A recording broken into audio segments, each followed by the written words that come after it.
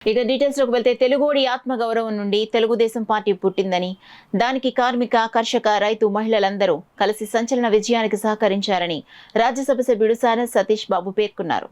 ఆదివారం కాకినాడ జిల్లా తెలుగుదేశం పార్టీ కార్యాలయంలో నిర్వహించిన టీడీపీ 44వ ఆవిర్భావ దినోత్సవ వేడుకల్లో ఆయన ముఖ్య అతిథిగా పాల్గొన్నారు. ముందుగా జిల్లా పరిషత్ సెంటర్లో ఎన్టీఆర్ విగ్రహానికి జిల్లా అధ్యక్షులు జ్యోతుల నవీన్ కుమార్తో కలిసి పూలమాలలు వేసి నివాళులర్పించారు.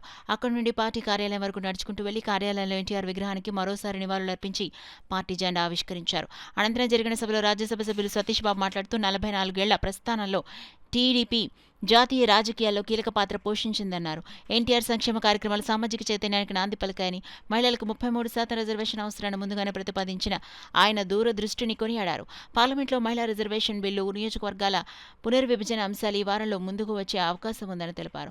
రాష్ట్ర ముఖ్యమంత్రి చంద్రబాబు నాయుడు నాయకత్వంలో అభివృద్ధి, సంక్షేమం సమన్వయంతో రాష్ట్రం ముందుకు సాగుతోందని, జాతీయ ప్రధాన కార్యదర్శి నారా లోకేష్ నాయకత్వంలో కార్యకర్తలతో కుటుంబ భావన బలపడుతోందన్నారు. భవిష్యత్తులో శాసన స్థానాల పెంపుతో యువతకు మరిన్ని అవకాశాలు లభిస్తాయని ఆశాభావాన్ని వ్యక్తం చేస్తూ పార్టీ సిద్ధాంతాలను ముందుకు తీసుకెళ్లాలని పిలుపునిచ్చారు. ఎమ్మెల్సీలు పెరవతల రాజశేఖర్, కరి పద్మశ్రీ మాట్లాడుతూ టీడీపీ సామాన్య ప్రజల కోసం ఏర్పడిన పార్టీ అని అన్నారు. ఎన్టీఆర్ దూరదృష్టితో సాధారణ వ్యక్తులను ఎమ్మెల్యేలుగా తీర్చిదిద్దిన ఘనత ఆయనకే దక్కుతుందన్నారు. జిల్లా అధ్యక్షులు జ్యోతుల నవీన్ కుమార్ మాట్లాడుతూ తెలుగువారి ఆత్మగౌరవాన్ని ప్రపంచవ్యాప్తంగా చాటి చెప్పిన మహానుభావుడు ఎన్టీఆర్ అని కొనియాడారు.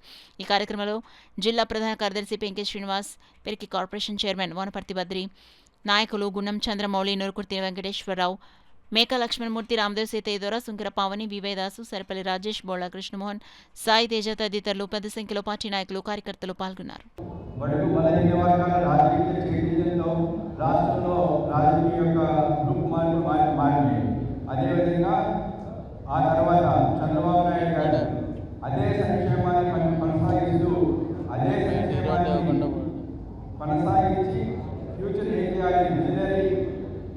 तो ఏం చేస్తే అభివృద్ధి చెందుతాయనే ఉద్దేశంతో సంక్షేమం, అభివృద్ధి రెండు కలిపి నడిపించిన ఆయన చంద్రబాబు నాయుడు గారు.